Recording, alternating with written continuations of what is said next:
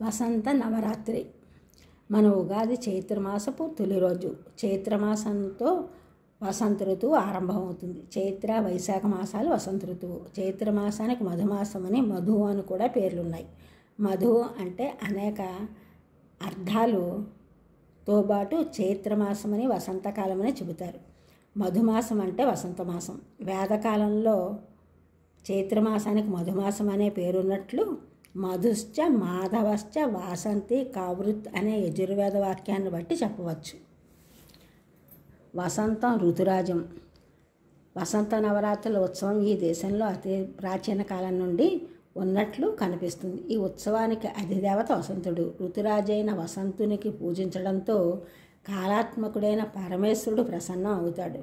ఈ ఉత్సవ సందర్భాన ప్రతిదినం నృత్యాలు, నాట్యాలు, పాట కచేరీలు జరిగేవి. రాజుల దర్బారుల్లో పండిత గోష్ఠులు, శాస్త్ర విచారణలు, నాటక ప్రదర్శనలు నడిచేవి. ఈ ఉత్సవాల్లో సంగీతం ప్రధానమై ఉండేది.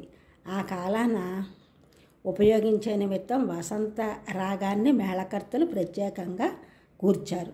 రెడ్డి రాజులు, విజయనగర రాజుల కాలంలో ఈ వసంతోత్సవాలు తెలుగుగడ్డపై విశేషంగా జరిగేవి.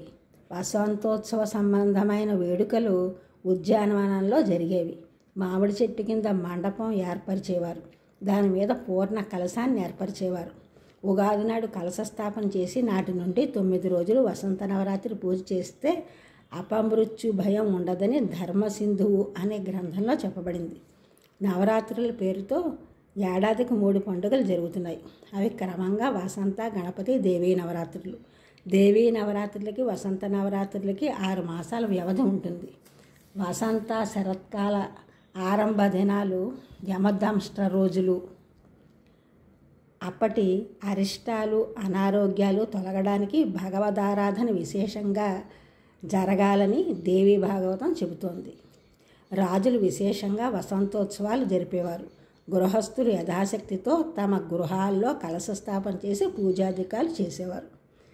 ఈ ఛానల్ చూసిన వారందరూ కూడా సబ్స్క్రైబ్ చేయండి, షేర్ చేయండి, లైక్ చేయండి, కామెంట్ చేయండి. సబ్స్క్రైబ్ చేసిన వారందరికీ కూడా కృతజ్ఞతలు. షేర్ చేసినారు, లైక్ చేసినారు, కామెంట్ చేసిన వారందరికీ కూడా ధన్యవాదములు.